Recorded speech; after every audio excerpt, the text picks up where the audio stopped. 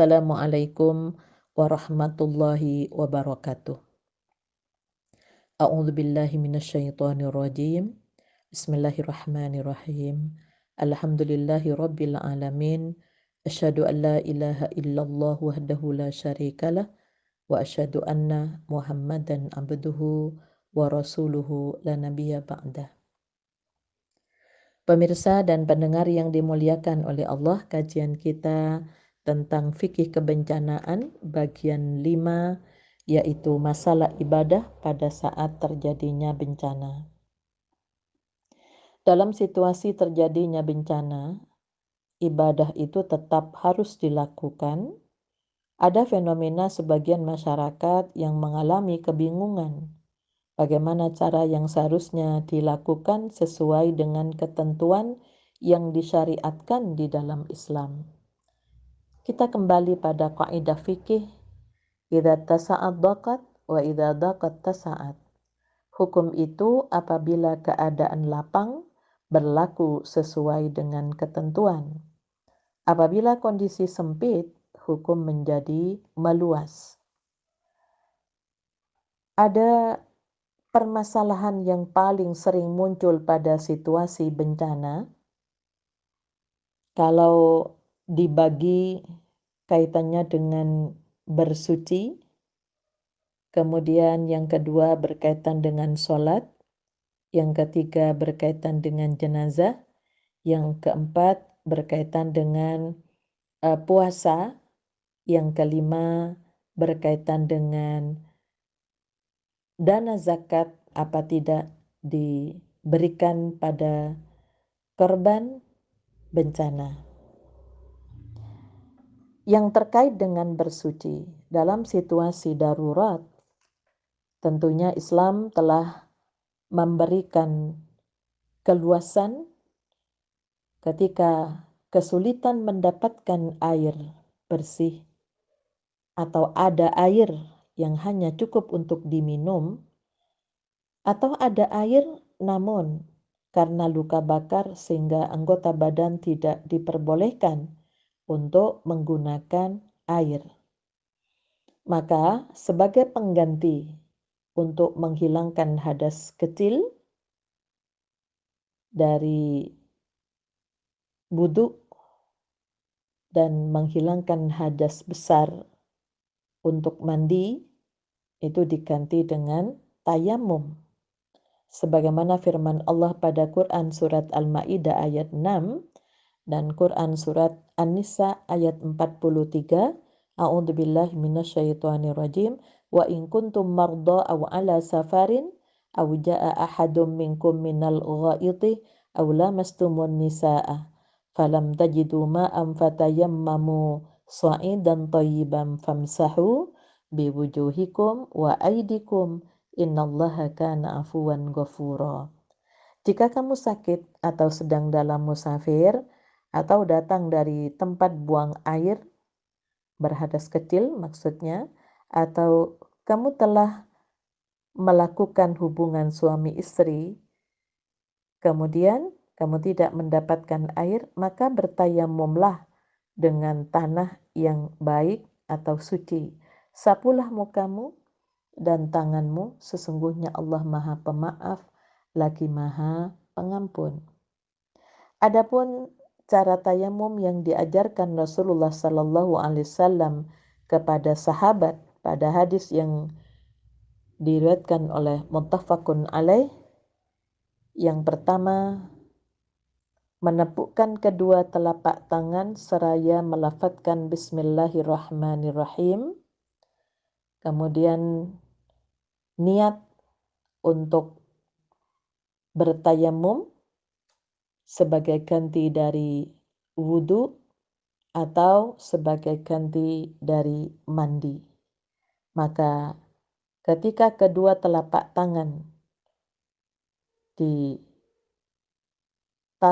di permukaan dari sesuatu yang dianggap suci atau debu, maka ucapkanlah Bismillahirrahmanirrahim sambil menghembuskan kedua telapak tangan itu, mengusapkannya ke muka, kemudian dilanjutkan mengusap kedua tangan sampai pergelangan tangan.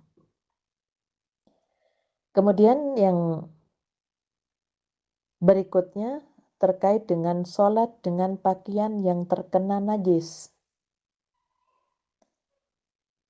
Al-Quran memerintahkan kita sebagai umat Islam agar setiap hendak melaksanakan sholat terlebih dahulu menggunakan pakaian yang suci dan indah. Kemudian hadis Rasulullah sallallahu alaihi wasallam yang diriwayatkan oleh Muslim, la tuqbalu salatun bighairi tuhurin wala sadaqatun min gululin.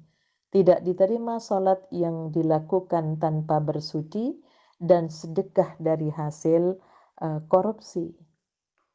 Beberapa hal yang dapat dikategorikan sebagai najis ya. Yang pertama adalah kotoran dan muntahan manusia. Air madhi dan wadi, kotoran hewan, khususnya yang tidak dimakan dagingnya, bangkai hewan, anjing dan babi, kemudian minuman keras, darah yang mengalir, ya. Kemudian jika terkena najis, maka apa yang harus dilakukan pada saat terjadi bencana? Maka ganti dengan mensucikan dengan benda keras yang disebut dengan istijmar. Ada daun, ada batu, ada kayu. Ketika memang sudah kesulitan, maka kembali pada kaidah ad-daruratu tubihul mahdzurat. Kondisi darurat dapat membolehkan sesuatu yang pada asalnya dilarang. Kemudian terkait dengan pelaksanaan ibadah sholat.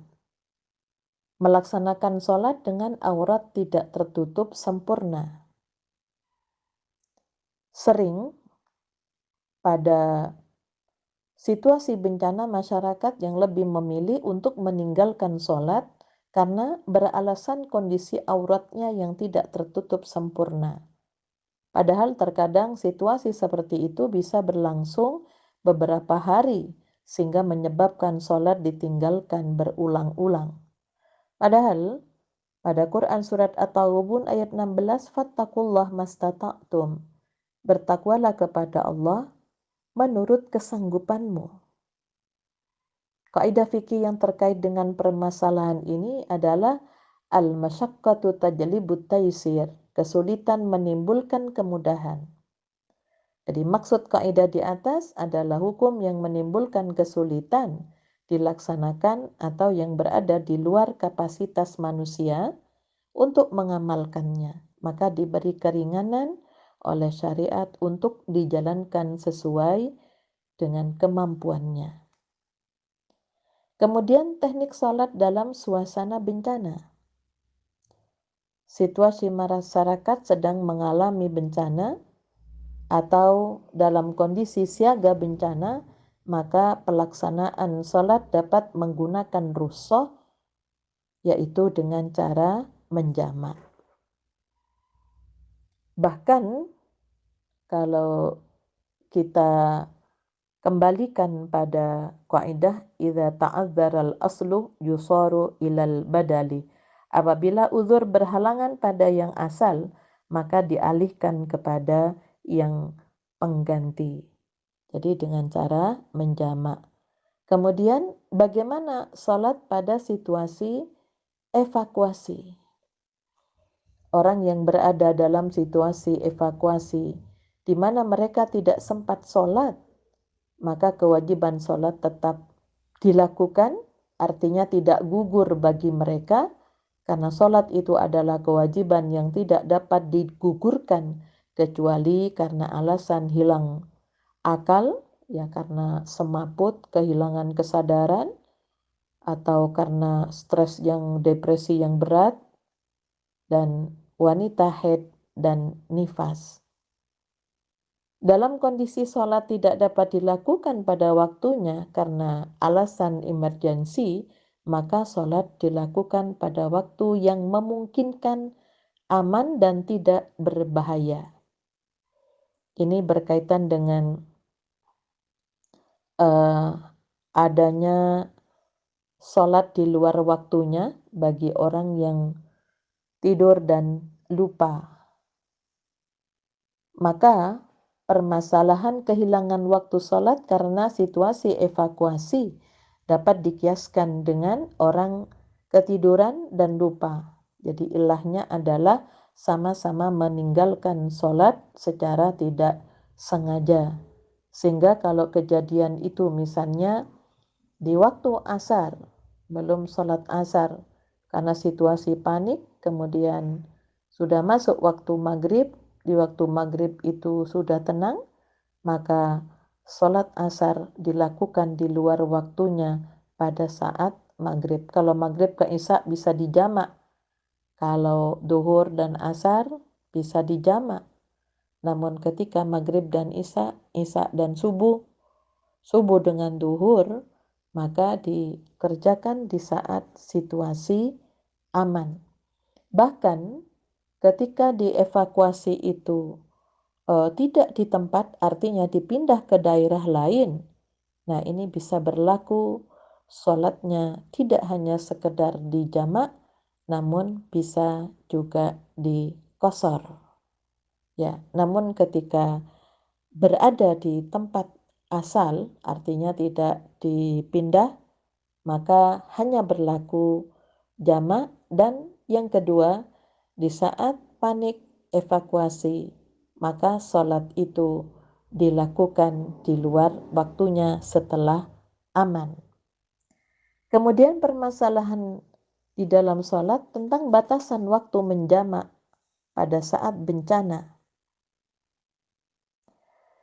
Pada hadis yang diriwayatkan oleh Bukhari an Ibnu Abbas radhiyallahu anhu qala aqama an-nabiy sallallahu alaihi wasallam tis'ata asyara yaksuru fanahnu idza safarna tis'ata asyara qasarna wa in zidna atmamna. Dari Ibnu Abbas radhiyallahu an diriwayatkan bahwa ia berkata Nabi sallallahu alaihi wasallam tinggal di suatu daerah selama 19 hari, selalu salat qasar. Maka kami apabila bepergian selama 19 hari selalu mengqasar salat, dan apabila lebih kami menyempurnakannya.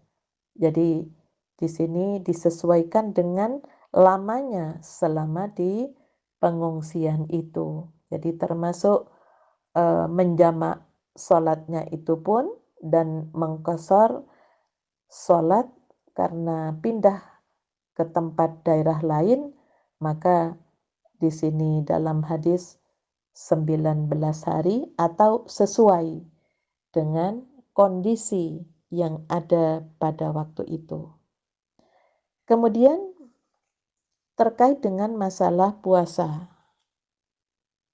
Seandainya bencana alam itu terjadi pada puasa Ramadan, maka orang yang lagi sebagai korban dalam situasi yang panik, yang tidak tenang, maka tidak memaksakan diri puasa pada saat pengungsian.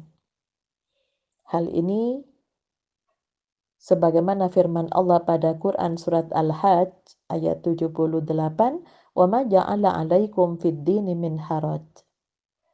Allah tidak menciptakan kesulitan dalam beragama bagi kamu sekalian. Sehingga kita gunakan pada Quran surat Al-Baqarah ayat 184, ya, fa'iddatum min ayyamin ukhar, diganti di hari yang lain setelah kondisi aman. Kemudian bagaimana memperlakukan jenazah korban bencana yang meninggal? Apakah harus dimandikan, dikafani, dan disolatkan? Namun demikian dalam kondisi bencana yang menelan korban dalam jumlah yang banyak, sehingga menyulitkan untuk diperlakukan sesuai dengan hukum asalnya, maka jenazah tersebut boleh untuk tidak dimandikan dan dikafani. Namun jenazahnya tetap wajib disolatkan. Jenazah cukup dibungkus dengan pakaian yang ada maupun kain yang ditemukan seadanya. Ya, ini penguburan juga demikian bisa dilakukan secara massal dan tidak perlu dipisahkan antara pria dan wanita kalau memang jumlah korban yang begitu banyak. Hal ini berdasarkan firman Allah surat Al-Baqarah ayat 286, la yukallifullahu nafsan illa wus'aha. Allah tidak membebankan kepada seseorang yang berkaitan dengan kewajiban kecuali sesuai dengan kemampuannya. Kemudian bagaimana dengan sholat untuk jenazah yang hilang, yang sudah diyakini meninggal? Maka melakukan sholat jenazah untuk orang yang jasadnya hilang atau tidak ditemukan adalah ibadah yang masyru'. Jadi syaratnya adalah adanya keyakinan menurut kelaziman bahwa orang tersebut sudah benar-benar wafat, seperti terkubur di puluhan meter di kedalaman tanah longsor atau hanyut ke laut karena tsunami. Nah, maka sholat gaib untuk mafqud, jenazah yang hilang yang sudah diyakini meninggal, yaitu dengan sholat gaib. Nah, beberapa yang terkait dengan persoalan sholat gaib ini, ya memang karena begitu banyaknya jumlah yang meninggal dunia. Yang terakhir berkaitan dengan dana zakat. Apakah boleh digunakan untuk korban bencana? Yang kalau kita lihat pada Quran surat At-Taubah bahwa mustahik yang berhak menerima zakat itu ada 8. Innama sadaqatu lil fuqara'i wal masakin wal amilina 'alaiha wal mu'allafati qulubuhum wa fir riqabi wal gharimina wa fi sabilillah wa ibnis sabil faridatan minallah wallahu alimun hakim. Jadi ada 8 mustahik, fakir, miskin, ya amil yang ngurus zakat, mu'allaf, kemudian memerdekakan budak, gharim yang berhutang di jalan Allah, kemudian untuk di jalan Allah, dan anak yang melakukan perjalanan yang di jalan Allah yang kehabisan bekal. Nah, ayat di atas memang tidak secara spesifik menyebutkan korban bencana sebagai salah satu yang berhak menerima dana zakat. Namun demikian, melihat kondisi yang sedang dialami oleh korban bencana, tidak menutup kemungkinan mereka mendapatkan bagian dari dana zakat dengan menganalogkan sebagai golongan fakir dan miskin dengan pertimbangan bahwa korban bencana berada dalam kondisi sangat membutuhkan. Ya, jadi atau masuk pada kategori gharim yang asalnya punya harta, kemudian karena sudah habis maka mau tidak mau mereka harus berhutang untuk memenuhi kebutuhan hidupnya. Maka dana zakat bisa dialokasikan untuk korban bencana alam. Ini beberapa hal, jadi kita harus meyakini bahwa Islam itu bukan seenaknya, tapi bukan berarti dipersulit. Bahkan ajaran Islam itu sesuai dengan alam atau kondisi kemampuan manusia. Namun hal-hal yang sering terjadi, umat Islam memilih tidak melakukannya karena terjebak dengan persoalan-persoalan yang berkaitan dengan syarat dan rukun yang harus dipenuhi. Mereka kadang-kadang lupa bahwa pada situasi yang tidak memungkinkan, maka hukum asal itu bisa menjadi luas dan bisa berubah, namun ibadah salat tetap harus dilaksanakan sesuai dengan kemampuan. Kiranya ini yang dapat saya sampaikan dari bagian 1 sampai bagian kelima, yaitu masuk pada masalah-masalah teknis. Mudah-mudahan ya kita senantiasa diberi kelapangan oleh Allah untuk meyakini apa yang telah menjadi ketentuan-ketentuan di dalam syariat Islam. Saya akhiri nasrum minallah wa fathun qarib wa basyiril mu'minin walhamdulillahi rabbil alamin. Assalamualaikum warahmatullahi wabarakatuh.